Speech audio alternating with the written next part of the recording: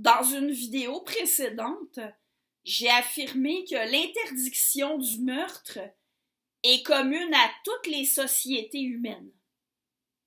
Et ça, c'est quelque chose qui se comprend sans problème du point de vue de l'évolution. Si les humains n'évitaient pas de s'entretuer, c'est évident que l'espèce humaine aurait disparu. Mais ça se peut que certains aient envie de me contredire, compte tenu que des humains qui tuent des humains, ça se peut. Il y a même des sociétés dans lesquelles on le permet. Je maintiens pourtant que j'ai raison de dire que le meurtre est interdit dans toutes les sociétés. Mais pour montrer en quoi j'ai raison, je vais devoir spécifier ce que c'est un meurtre. L'interdiction du meurtre, c'est plus précis que l'interdiction de tuer un être humain. En fait, dans toutes les sociétés, il existe des cas dans lesquels il est socialement accepté et permis de tuer des êtres humains. Oui, ici aussi au Québec, c'est permis de se faire avorter. C'est permis de pratiquer l'aide médicale à mourir. Dans les deux cas, il s'agit de tuer des êtres humains, mais ce ne sont pas des meurtres. Le meurtre doit être distingué de l'avortement et de l'aide médicale à mourir, et j'ajoute qu'il doit être distingué de la peine de mort aussi. Même si vous êtes contre la peine de mort, vous ne pouvez pas prétendre que c'est la même chose qu'un meurtre. Le meurtre, c'est le fait de tuer un être humain de façon arbitraire, sans tenir compte des lois ni des règles qui régissent la collectivité. La peine de mort, au contraire, s'applique en conformité avec certaines règles. Dans les cultures où la peine de mort existe, ceux qui sont habilités à décider d'imposer la peine de mort à quelqu'un ne peuvent pas décider ça comme ça les tente. Ils doivent prendre cette décision-là seulement quand certaines conditions sont rassemblées en conformité avec la loi. C'est possible que les lois qui permettent et régissent la peine de mort soient injustes. Et si vous soulevez ça, vous êtes en train d'aller du côté de l'éthique. Mais on ne peut pas prétendre que c'est la même chose qu'un meurtre. Un meurtre, c'est arbitraire.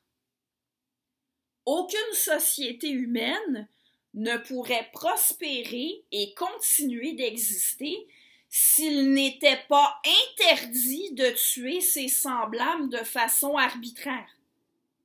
Pensez-y rationnellement. Et si vous avez vraiment une opposition profonde à la peine de mort, je peux comprendre, mais essayez de mettre de côté l'aspect émotif.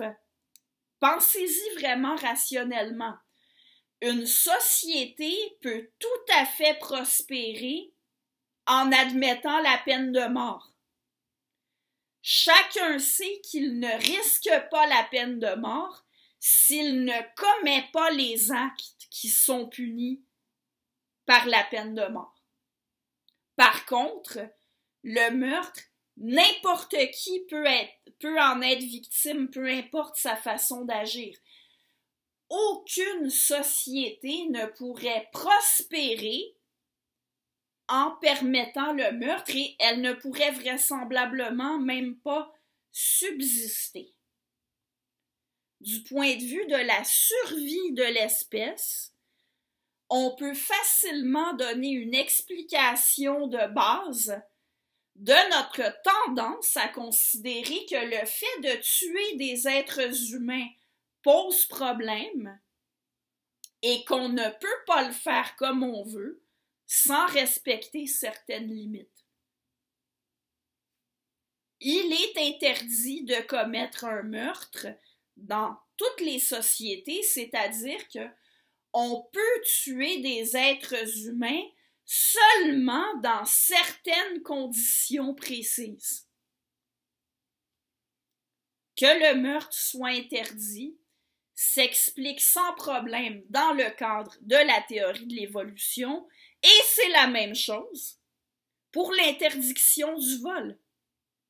Pour que l'espèce humaine survive, il faut que les sociétés soient coopératives et il faut aussi que chacun puisse utiliser certaines ressources nécessaires à sa survie.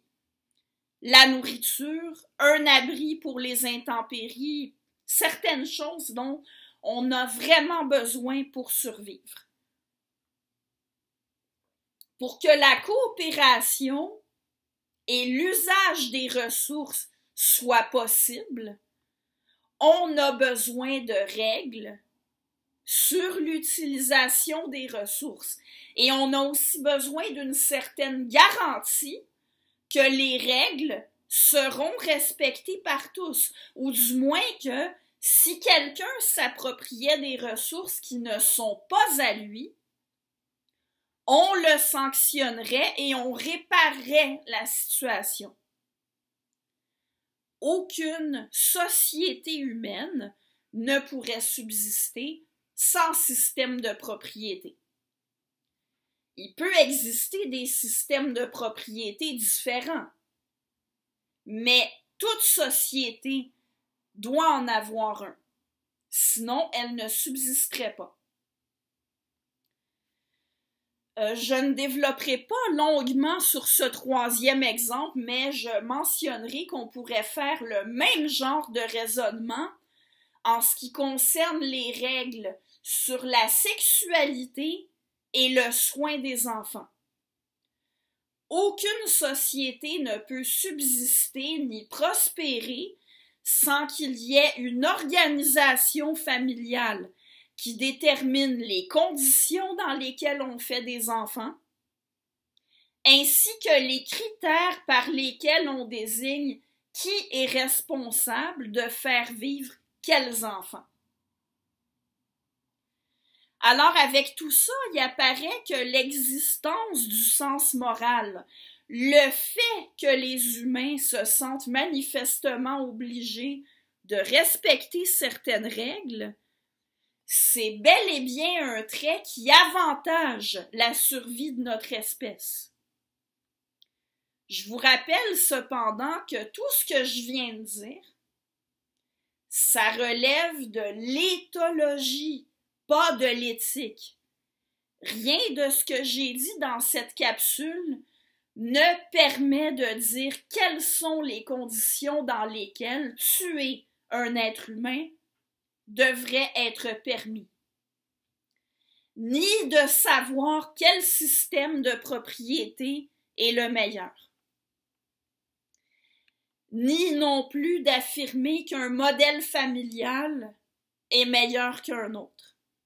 Alors retenez bien qu'expliquer des comportements humains, ce n'est pas la même chose qu'établir des normes.